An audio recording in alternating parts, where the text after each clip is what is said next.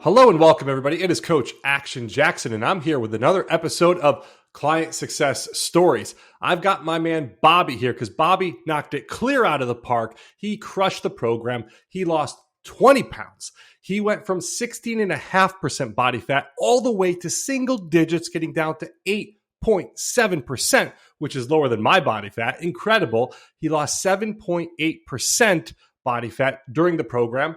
And he lost 4.5 inches on his waist, going from a 37-inch all the way down to a 32.5. Incredible results, Bobby. You knocked it clear out of the stadium. Welcome to Client Success Stories. Thank you. Thank you, Coach. Honestly, even just hearing the intro, we confirmed stats before it, but I've punched them in every week. But that was pretty cool to hear. I mean, that was worth doing this right there. Well, you did a fantastic job. I got to say, each week, I kind of said this to you several times, but each week reading your review was like the highlight of my week. You were just every week you were incrementally making progress and you were making gains. And your mindset during this whole process was really fantastic, really incredible. So I want to commend you for that from the start. But before we get into all the amazing, awesome, good parts of it, let's walk it back just a little bit. And let's walk it back to where you were before you started the program. And let's hear about that bit. And then we'll transition to the good stuff. So where were you at before the program, mentally, physically, emotionally? Just kind of talk me through that. And then we'll talk a little bit about why you wanted to join and what the trigger point was and all that kind of fun stuff. Yeah, no, I remember it really, really well because it was a big decision to do the program, and I got out of it exactly what I was hoping for and more. So I, over a year ago, finally purchased the tonal, which is how I was introduced to you or found you. And that in and of itself was a big purchase and a big shift. My wife and I had previously been members of gyms forever. And I would say I was in shape, but I was never as fit as I wanted to be. And just kind of it was my own lack of fulfillment or satisfaction with where I was. And especially when you see pictures, I think like a dead on shot, like this view here, I was usually pretty happy with it. But then you see a side view or a candid shot and I was like, oh God, that is not, I don't know who that picture is, but it's not me.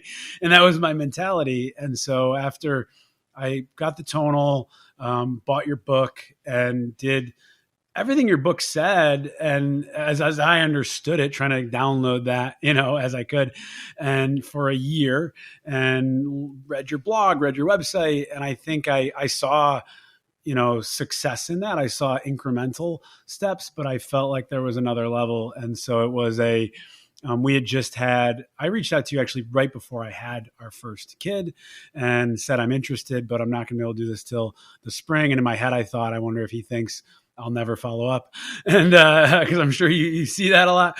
And did follow up. And, when I had the call with you, I said, I want to really narrow down on my macros and get the exact workouts I need. And I actually said at the time I didn't need motivation or accountability. We can talk later in the call about how I was a little bit wrong about that and benefited from our relationship. But that was really it. I was just in a place of feeling kind of plateaued and stuck with okay fitness results, and seeing your testimonials and pictures and videos made it seem like, it is possible to get that next level fitness. And, had a conversation with my wife about not only the cost of the program, but also like not the financial cost, but just the lifestyle cost, knowing what phase one would entail from your book and other things like that. So it was a long answer, but it was a long conversation and decision to finally do this. Interesting. So you, there's a lot to unpack there that I want to dive into. So let's just take it one thing at a time. I guess the first thing is that you were in a good place. You're kind of a classic good to great story. So you're in a good place when you started. But what was the frustration, or what was the reason why you really wanted to get to the next level? Was it just you wanted to look better in photos? Was it confidence? Was it you just wanted to feel like all the work and the effort you were putting in were benefiting you and giving you a result? Like, what was the reason? If there was, a specific one, and if there's multiple, you could expand on that. but what was the reason that you wanted to, I guess, trigger, join, and kind of get to the next level? Yeah. I mean, I think I got to a point where I wanted my outside body image to match my inside mentality. And I think in my own brain, I have a certain commitment to success and a certain commitment to details and to structure. And I think that lives out in my professional career and in family. And I think it did live out in fitness. But to your point, you're doing, I was committing the same amount of time. This program was no more time in terms of working out. It was actually a little less because some of the workouts were 35, 40 minutes long. And without a coach, I would push myself to an hour just for the sake of it. So I had this kind of realization of I'm working out 5-6 days a week, an hour a day, and I'm eating what I thought was healthy. And it wasn't not healthy, but it was based on I grew up as an athlete and in high school and college had different strength coaches. And so I understood the concepts of high protein and less sugar. But I certainly found myself, I thought I was eating well, thought I was working out enough, but wasn't getting the results that I wanted. And that was kind of purely it, was like feeling that I'm doing the work, but I think I'm just doing it with the wrong information, and knowing that if I got a coach, I've had coaches in business for the same reasons. You're working extremely hard, a lot of hours, up early, up late, and a coach doesn't usually decrease or increase your hours. They just give you that information. And so that was really it, was feeling like I'm doing the work anyways. I just want to, obviously, if I shift it, then I'll get the results I want. I love that. And I've invested, I'm not even joking, I've invested probably 200,000 plus in business coaching over the years for helping me. And I've had plenty of business mentors that have spent a lot of time with me, even just for free. And I remember like one of the biggest breakthroughs I had is when I first started doing online coaching. I went from in-person coaching to online. And just the sales process is completely different. So normally I would take people in the gym, like, look at this amazing gym, and I'd give them a quick workout. And like, it was easy to make sales with all of that kind of stuff, right? It's kind of like it's very exciting when you're meeting somebody in person. And I couldn't transition that online. I didn't know how to make the sales. I didn't know how to interact over the phone properly. And just one business coach, right? At the time, I think it was like 12,000 I invested. But that one coach in 2 months' time took me from converting at 0% over the phone, which is pretty low, a lot of room for improvement, to booking 50%. And that alone was huge. And now it's finally I could actually help people. I can finally take the stuff that I'm learning and doing with people and get them into the program just by converting the sale. So small strategies can produce a massive, huge result, as you kind of saw. And sometimes even without increasing the time. So that's kind of fascinating and interesting. So for you, it was really just about, taking what you were doing, the effort you're putting in, and then kind of throwing gas on the fire and really accelerating it. Now, how did you feel like the difference was between going from, reading my resources in terms of my book and the blog and stuff, and I try to pour as much information and stuff as I can for free into the book. But what was the big differences between those two things, going from being on your own and doing it to the program? Because, sometimes people are like, oh, I think I could do this on my own. And you obviously tried, but then you also worked with me. So I want to hear your differences there. Yeah, well, first of all, it's having worked with business and life coaches before, and I've done a lot of seminars, like I'm into, personal growth and development. And my feedback and advice for people who are always seeking coaches is consume whatever this person has for free or cheap as much as you can. Usually my guideline's a year. It doesn't have to be a year, but that's what I did with you, is consume as much as they have for free and cheap for a year, and A, see if there's growth, see if you like it, and B, see if there's more you want to learn. 9 times out of 10, I do that, and I walk away and feel like I think I've learned as much as I want or need to from this person, and maybe their coaching or seminar isn't needed or worth it.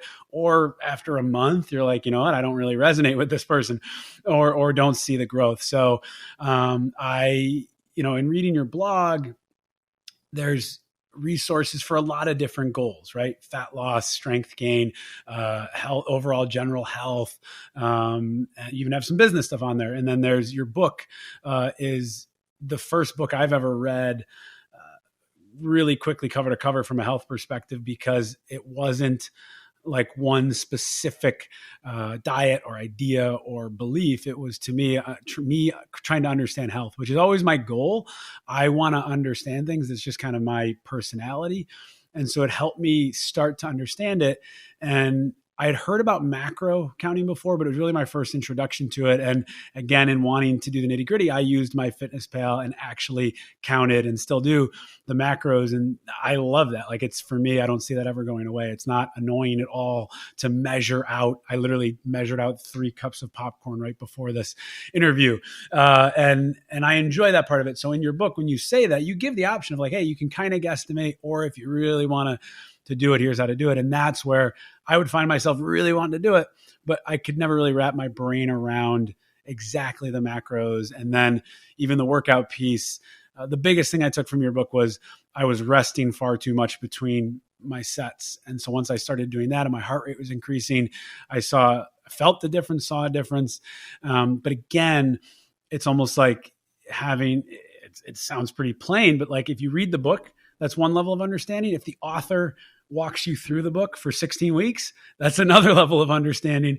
And also even just your knowledge to look at my age, height, weight, and goals, and to be able to provide those macros. The reality is I had punched in my age, height, weight, and goals in MyFitnessPal, and the macros were very different from what you provided each phase. On top of that, my wife started using MyFitnessPal, and it provided her the same macro ratios it did for me. And I was like, okay, they just like, and I'm not putting down MyFitnessPal. I don't know how they're supposed to do that unless they have, individual connection that you have. So that was the biggest thing for me, is just wanting the ability to ask you questions, the ability for you to walk me through the things, and you to provide what you did, which is a very specific, here's your macro breakdown. And even as you saw over the course of working with me, my travel and how much my schedule changes, your ability to kind of adjust my workout and diet plan throughout that was really helpful too.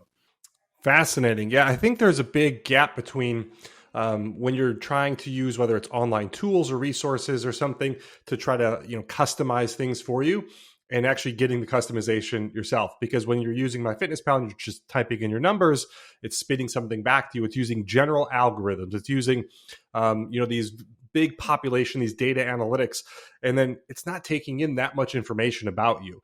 We take in over 100 data points about people before creating all the programs for them, their workouts, their diets, etc. So all that information, we're able to create a much more customized experience. And we also know exactly what it is that you want to achieve. We're very clear on all the specific details about you. And even just something as simple as like, people will use these body fat calculators and they're like, oh, the body fat calculator is not giving you the right numbers. Why is that? Well, because it's assessing you on a general population. And it's assuming that you're just like everybody else. And for you, somebody like yourself who's got 8.7% body fat, any body fat calculator or scale that you use out there is going to be like, there's no way this guy's got 8.7% body fat, because he'd be in the top 1% of all body. And it's like, but you are, and you are. So when you're using these tools, they kind of generalize you and they want to push you in with everybody else. And when you're trying to go, especially from good to great, it's just not going to work nearly as well. And there's something to be said about true mastery of a subject. And I think true mastery, which is kind of fascinating, requires much more context, much more nuance, and oftentimes even contradiction on things, where it's like, here's the general rule, but here's where you want to break that rule, or here's where you want to, kind of avoid or go around that or do something different. And that's hard to convey when you're just writing a book or a blog or a video. It's hard to provide that extra level of nuance, contradiction, and context. So that's pretty fascinating. Now, as you went on this journey, right, you get started, you start executing, you started at a pretty high level, and now we're just really taking you, to the very top 1%.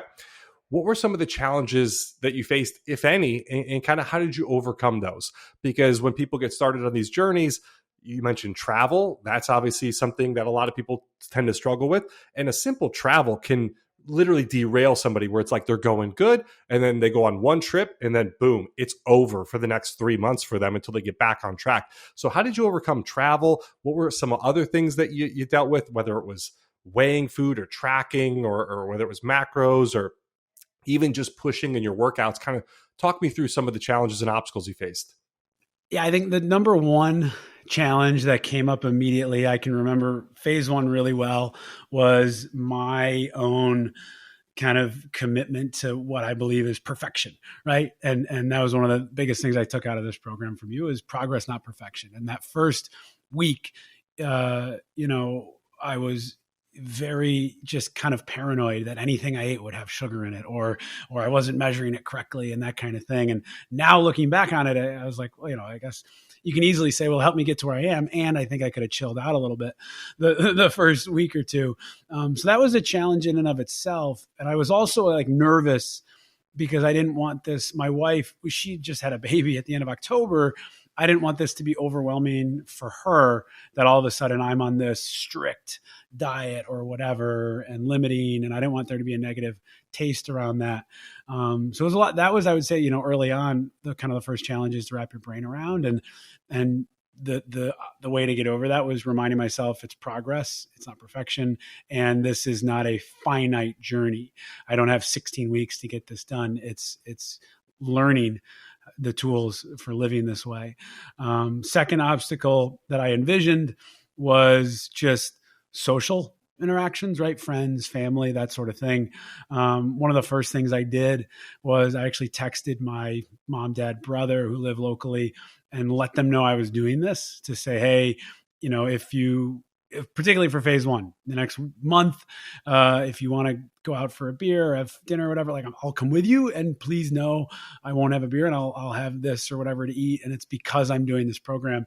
And it was an amazing response. And as we've talked about, they ended up kind of feeding off of it too. I'm having them over for Memorial Day weekend this weekend, and we're eating pretty healthy and not having any dessert. Not that you can't have dessert, but that's what we're choosing to do. And then my friends too. I've always said I have great friends, and I do. And we would have people over. I have two good friends that make great dessert during phase one. And I told them, hey, like, I'll save this for a couple weeks if that's cool for you. And everybody was cool with it. So I found getting over that obstacle. And I found a lot of people, that's what derails them, is the social situations. And I was amazed how supportive and interested people were. They wanted to know more about the program and why I was doing it. And then my travel really wasn't an obstacle. You pointed that out to me, but it was prior to this program. Like it was more of my excuse. If I was traveling, if I had a delayed flight, it would piss me off, and I would have a beer and feel like I deserved it. Right? Hey, you earned this, some beer and wings. If I was at I live in the Baltimore area. My work offices are in New York City, Long Island. And so they got really good food up there. As you've pointed out in the program, it's not always the healthiest food. And so when we would go out, we'd have some pizza, we'd have some, really great bagels and sandwiches. And I looked at all of that as my cheats and not that big of a deal. Once I started tracking, I realized how much I allowed myself to kind of have a cheat. And those first couple of trips were difficult. I packed all the food, especially even later on when I needed to eat more protein. I'm packing all this pre-grilled chicken and all this stuff. The first couple times was difficult. Now it's like clockwork. It's really not a big deal at all. But those were some of the kind of early hiccups. And then even just, I had a conference that fell in the middle of this because as you saw, like, I travel a lot for work, which is not always, a lot of times that's the social aspect of drinking and having food, and just knowing how to set myself up for success in terms of eating or fasting really well during the day, getting a 20-minute workout in, and then, kind of enjoying yourself, but not going crazy at night with the work buddies. All things that I enjoyed, still enjoy, was easy to do, and just never once would I work out in the morning at a conference. And so this just, it's a little nudge to do it. And that was, again, those things that really had the potential to derail, but didn't. Wow. Incredible. One of the things you mentioned there that I want to point out was you mentioned how you would give yourself this excuse, and that's what it was an excuse. And it's kind of interesting. I learned this recently in terms of reading a book about willpower. A lot of people think that willpower is this limited resource, and that as you go through the day, you have less and less willpower. And what they found out through additional research is that willpower is only a limited resource if you think it is. Meaning, if you think it's limited, it is. If you think it's not, it's not. And a lot of people will love the idea that willpower is limited because it gives them the excuse. And that's what the author of the book he was talking about, was saying that the reason that narrative has become so popular, that willpower is this limited resource, is because it makes people feel better about making bad decisions, especially later in the day as they go through their day. So that's a very popular narrative, and it's easy to fall into that trap and give yourself that excuse. And I remind myself of that all the time. Hey, willpower is not limited. Like, you can make a good decision right now, even if you're tired or it's the end of the day. What I found, Jackson, was like, I ended up, and this is what got me to do the program, was I wasn't like overly unhappy, but I noticed like I wasn't happy with those decisions in the moment. So in the moment, my brain says, you know what, this blows. You're stuck in this airport for 4 hours. You're going to be late to your next event and blah, blah, blah. And so you know what you should do? Fill your bucket, have a beer and some wings. And in that moment, it's great. But then right after it, or that night when I'm getting dressed, look in the mirror, you regret it. And I had read a quote somewhere that was kind of on this line of willpower. It's like, it's the difference between what you want right now and what you want ultimately.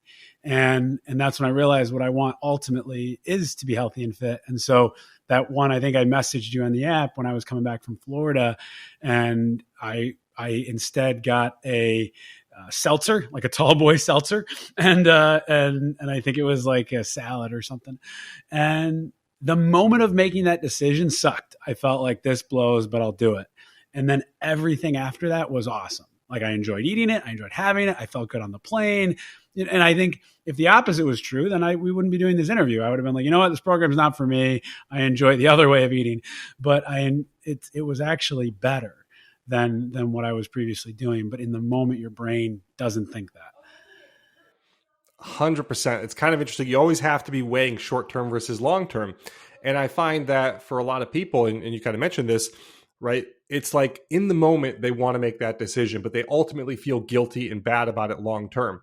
So my thinking and my philosophy with clients is like, let's just set up the plan so that we can plan in those types of indulgences if you want them. Then when you have them, you're sticking to the plan, and then you feel good about it. You trust yourself, you have that confidence, and you're executing on what you're supposed to be doing, which makes you feel good about it. So whether it's you want to have some popcorn, which you had before this, or if you do want a dessert, or you do want the beer, great. You can work it into the plan, and then you're executing the plan, and then you feel good about it because you're on the plan, as opposed to, hey, I'm going to do this thing, and then you deviate. And then, oh, well, I just let myself down. Now I feel guilty. Now I feel bad about it. You're like making yourself weaker every time you make one of those choices. Every time you say you're going to do something and then you don't do it, it's like literally like, it's like death by 1,000 cuts. It's like you're making yourself weaker, and you're chopping yourself down and down and down and down. But when you make a decision and then you follow through on it, you're getting stronger and stronger, and you're setting your future self up to be stronger and better, as opposed to what most people do, which is make the bad short-term decision and then say, my future self is going to be better. And it's like, no, your future self is only going to be better if you make that decision right now. Yeah. Well, I don't want people to get the message from this. If you're debating the program, watching this and thinking like, well, this guy just never has any indulgences, it sounds like is his takeaway.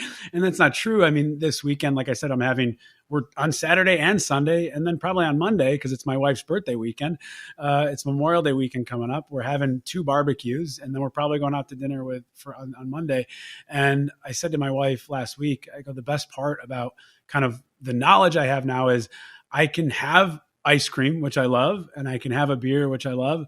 And I don't feel bad about it because I know that it's not sabotaging me. I know how it fits. And it just, that knowing is kind of going back to why I wanted to do it in the first place, right? You want to allow yourself to have a couple of drinks on the weekend, but how do I know what's throwing me off? Yeah. And we've had clients who really do value, whether it's wine or alcohol. As you know, John Wickman, he's done a success story interview. He's always in the group, and he's always drinking a glass of wine. For him, that's kind of like his rich life. That's what lights him up. That's what gets him excited. So we work it into the plan, and it's part of his plan. And he was able to lose 24 pounds in the program doing that strategy. For you, it's like, all right, you don't value wine quite as much. So, okay, well, what do you value and what do you want to work in? And then again, it's sticking to the plan and knowing that when you go to that barbecue and you enjoy it, it's like you kind of earn it. It's because you put in the work, you put in the time, you didn't take the kind of short-term solution, or you didn't take the short-term indulgence.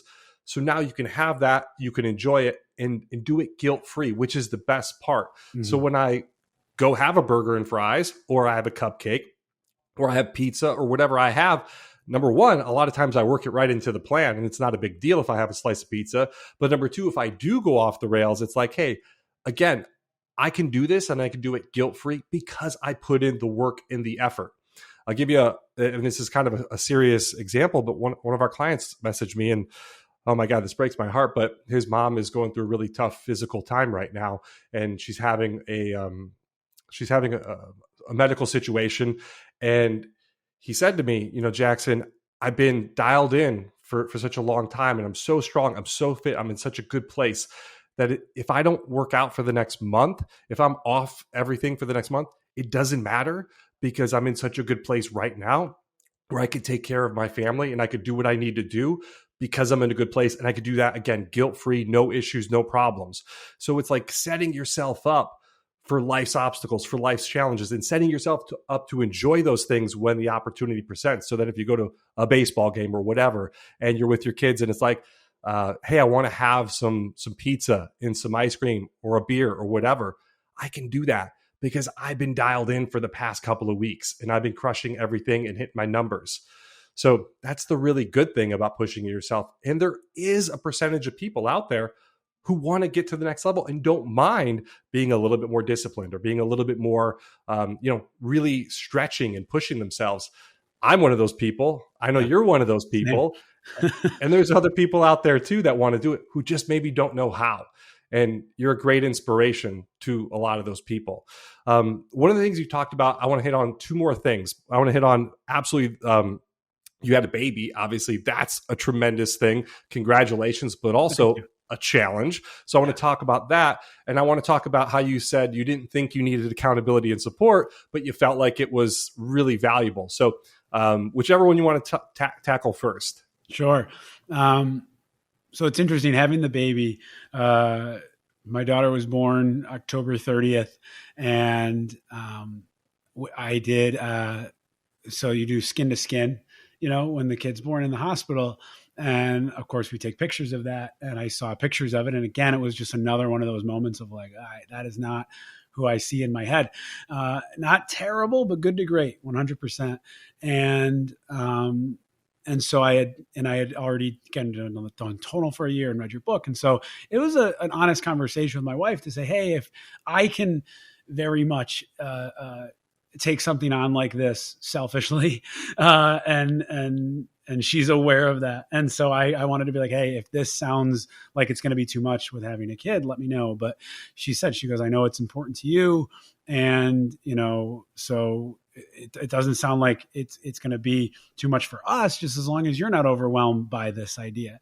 And I was a little nervous about it, but I was also more nervous about letting myself go with having a baby. And I will say we got very lucky. She's been a good sleeper since day one. Obviously that first month, you're up every couple of weeks or a couple hours feeding her. And then after that, it gets tricky. But she's always been a good sleeper. She's been a very easy baby. So we're blessed by that. It hasn't been like a crazy transition. The other side of things is the first few phases, or the first two as I remember it, is really more about fat loss and calories. And I've been intermittent fasting for several years now. And so that was actually easy / really enjoyable / I felt good if I was skipping meals, which I feel like is a very common parent trope. And it's like, great. Like I was still getting the calories in the day I needed, but if I'm skipping breakfast, that's okay. And then the other side of it was I actually have a lot of friends who will laugh and say, oh, wait till you're a parent. That's when you gain weight and that's when you get out of shape. And if I've seen, you look at pictures of people, it's true. It's like everyone was like their picture of holding their newborn, they're skinny and looking great. And then by the time the kid's 10, 11, 12 years old, they got the dad bod. And I really did not want that to happen. And so it was kind of a moment of, I know this might be overwhelming, might be a lot. Who knows if our baby's difficult, but like it's a non-negotiable. There's no other option. I am taking control of this now, because if I think I can't do it now, but I can do it in a year from now or 2 years from now, like forget it. So it was just kind of we're going to find a way to make this work. And the other really awesome part is, my wife actually gets more compliments than I do, as she should, about how great she looks after having a baby. And she's not on the program, but I mean, we both work from home. So we're eating breakfast, lunch, and dinner together. She's eating all the food that I'm eating. And sometimes, the similar, just so that I can know, like I'll measure the food when I make it and then just split it. So she's getting the same stuff, and working out. So, I mean, she's seen results from just that too. So that's fantastic. Yeah. And that's exactly what happens with a lot of people, which is like fit by association. Yeah. I always say to people that your journey and what you're doing matters more than you think. And my goal is to help somebody like yourself and to have you go be a light and inspire all kinds of other people, because being associated, being around you and seeing you go through this transformation is going to absolutely benefit other people. It's going to push them to want to challenge themselves and hold themselves to a higher standard. It's going to impact them. It's going to benefit them in such a positive and amazing way. And now that you're obviously a parent and you have a child, you're now impacting the next generation. My dad, I worked out with him when I was 5 years old, got my first weight set. And that's what put me on this path of health and fitness. And that was a tremendous positive influence for me, was seeing him want to be, and being big and strong like my dad. So you're being that light. You're setting your family up for generational health, my friend. And that is such an important thing, because your kids are not going to struggle with health. They're going to see the example that you set. They're going to embrace it. And of course, then they're going to do it for their kids and their kids and their kids. And that's one of the reasons why when I'm listening to you, I'm getting kind of emotional, because you're such an incredible inspiration. You're such an amazing spouse, partner, and obviously father as well, because you're leading by example. Habits are not typically taught, they're caught, right? We see what our parents do, and then we want to do the same thing. We don't always do what we're just told. So that's incredible that you're doing that. And the other thing that you mentioned, and we didn't touch on it, but you had conversations with your family and your friends, and you said, hey, I'm kind of going on this thing and I'm doing this thing. And they all respected it and they were all okay with it. And I think so often we have this idea in our head that if I go and I do something and I don't want to have a drink, or I want to eat a little healthier, and I'm with my friends or family, oh, well, they're not going to understand or get it, and they're going to shame me, or they're going to pressure me, and I have to crack, and I can't, follow along and do what I want to do. And you kind of had that really honest conversation, and they respected it and they were okay with it. And it worked, obviously. And I think so often people are afraid to have that conversation, or afraid to step kind of outside the box. And oftentimes what I've found working with people now, thousands of people over years, is so many other people want to improve too. And when you improve and you have the guts and the gumption and the strength to stand up and say, hey, I don't want to drink today. I know this is an event and there's a free open bar, but I don't want to drink because I want to get after it tomorrow morning, or, I want to feel good, or I'm trying to lose a little bit of weight right now and I've had too many drinks already over the years and I'm trying to cut back and reduce it. Oftentimes, a lot of people are going to say, yeah, me too. And they just need somebody to stand up and say, hey, I'm not doing this. I was at an event with my wife, a work event. And the first night, again, I had a couple of drinks, part of the plan, no big deal. But the next day I didn't sleep quite as well. And I woke up and I was a little tired. I ended up having to take a nap that day and just didn't feel quite as good. So the next day I ended up being at the work event and I was drinking like a Diet Coke or something. I wasn't drinking alcohol. And I was having a chat with this guy. And he said, yeah, we were both in consulting. So we're kind of sharing our consulting stories from back in the day when I was with Accenture, and I can't remember who he was with, but he was like, yeah, I would drink a bottle of wine a week, usually. And I was like, I used to do the same thing. And he's like, I just stopped drinking a couple months ago. And he's like, and I can't tell you, he's like, I still have a drink, every once in a while if it's a special event, an anniversary with my wife, whatever. He's like, but most of the time, I'm not drinking nearly as frequently. And he's like, I feel great. He's like, I got to say, he's like, my workouts are better. My sleep's better. He's like, I've lost 20 pounds without even having to change anything with my diet. And I was like, that's awesome, man. He's like, in fact, he's like, I haven't said this to anybody, but I'm drinking a Diet Coke right now. I was like, me too. And it was like, just this kind of interesting moment of like two people meeting and interacting and both thinking the same thing in our heads, but not really wanting to tell everybody else. And I've been at a few weddings where I haven't, drank because it just, I didn't feel like it or didn't want to or whatever. And you start talking to people, and then you'll always meet somebody else who'll be like, yeah, I'm not drinking either. Don't say anything to anybody. And it's like, yeah, like, why not get better? Why not excel? And sometimes when you have somebody around you that stands up and says, I want to get better, other people want to follow. And you're an amazing leader. And I just wanted to commend you for that. I appreciate that. And the reason I reached out and was direct with so many folks is because I didn't anticipate that much pushback, but you kind of do, right? Or you don't need to do that, which I got from a couple people.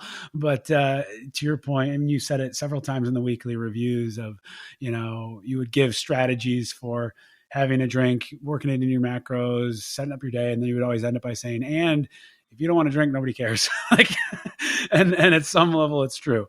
I think sometimes we can think to fit in or to be in this group, you even just got to have that drink in the hand. And it's not always the case. I think so many environments have changed in that way too. And listen, I know not everybody listening is in that same situation or maybe has that same supportive family, but like you, I've worked with a lot of people where you find that overwhelmingly people do want to see you succeed and they're happy you're doing something good.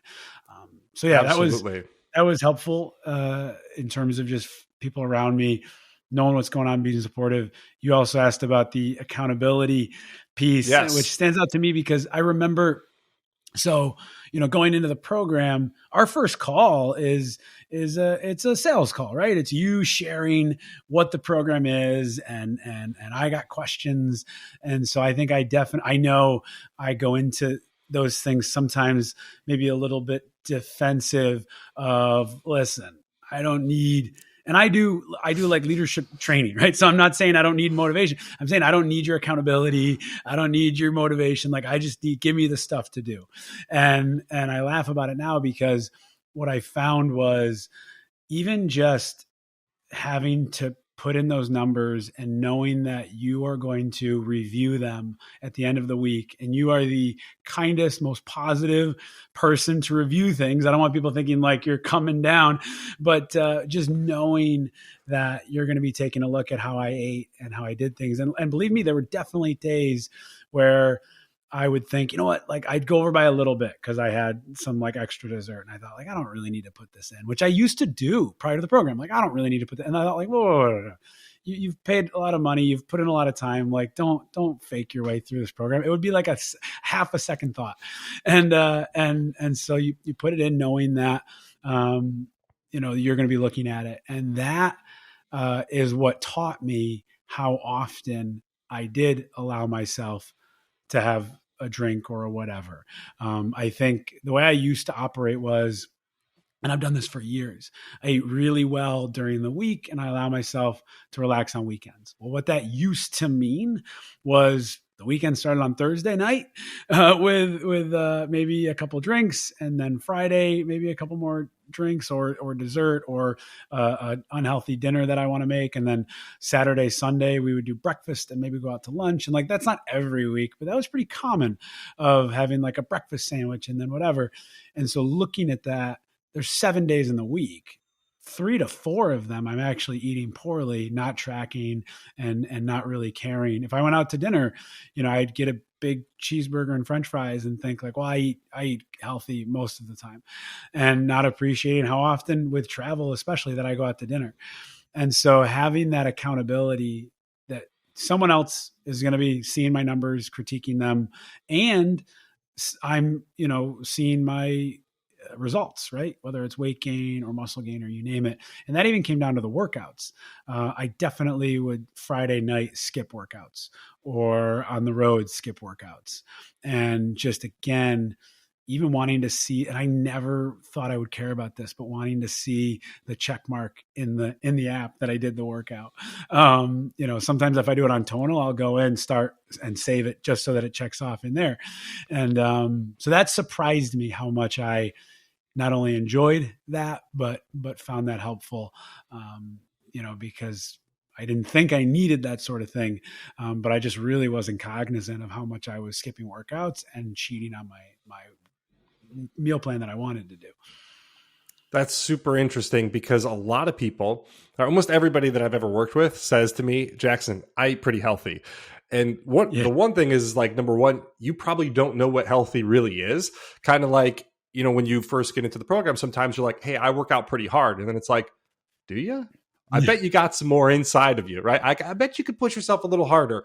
So whatever you think you're doing, usually that's like the David Goggins rule, right? Wherever you think your limit is, it's probably like 30%. I think his limit is 40%. I think it's called the 40% rule. Whatever you think your limit is, you're probably only 40% of the way to your potential, right? So if you're working hard during a workout, you're probably at like 40% of what your potential is. If you're eating healthy, you're probably at like 40% of what you think is actually really good.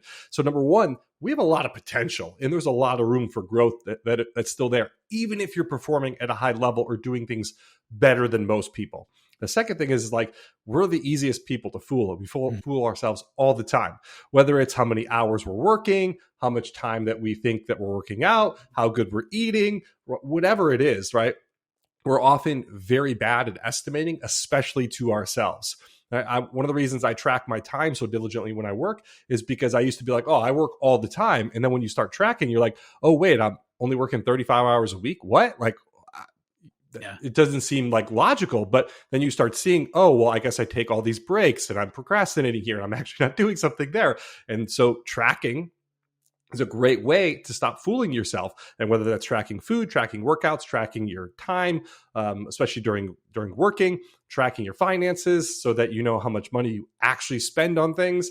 All of these things can be very beneficial. So number one, like you probably have more room to grow and there's probably a lot more potential inside of you.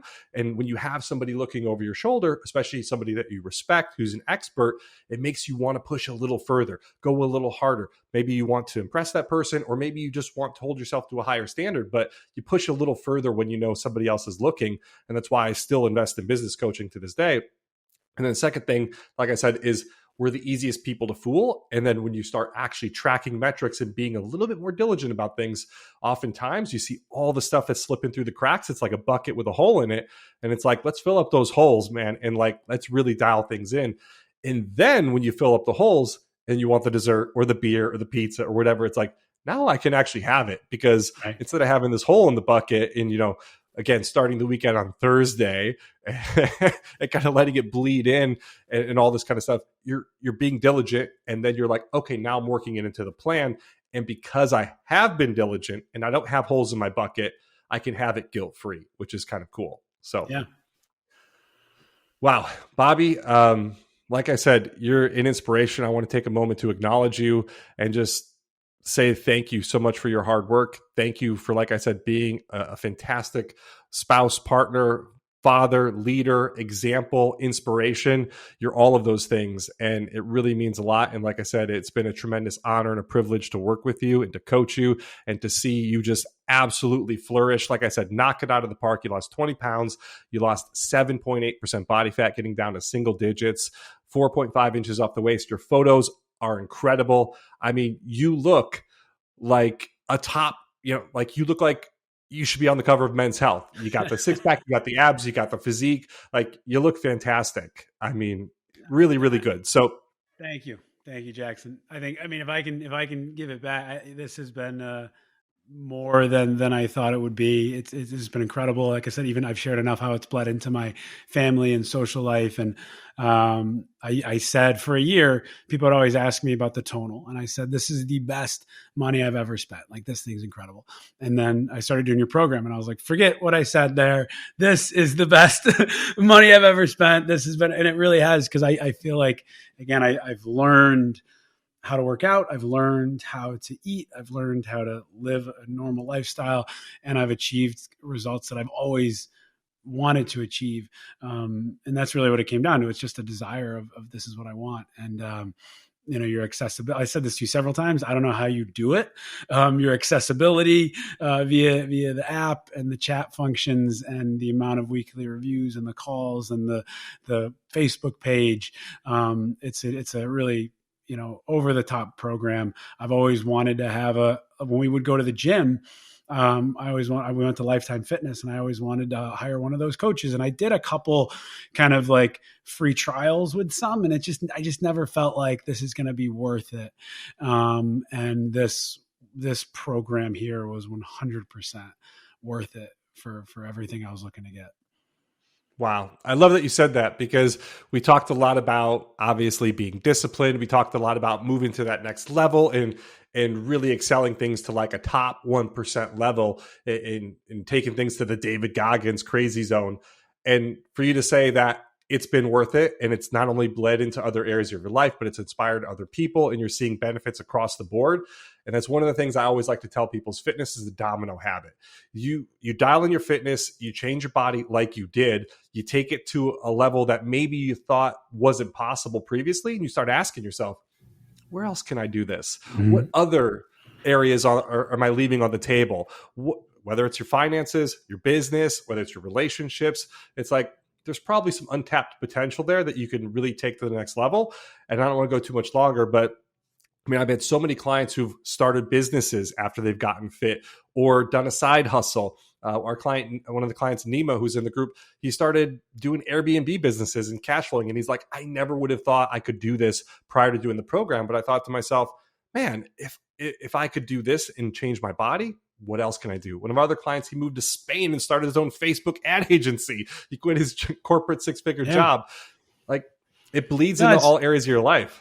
And this is the last thing I'll say, because I don't want to keep going, but one of my favorite books is The Power of Habit. And I've often said for years, health and fitness is a keystone habit for me, and it kind of guides everything else. And honestly, one of the things, I started a kind of new venture in the last year too, and I was debating in terms of allocation of resources and time.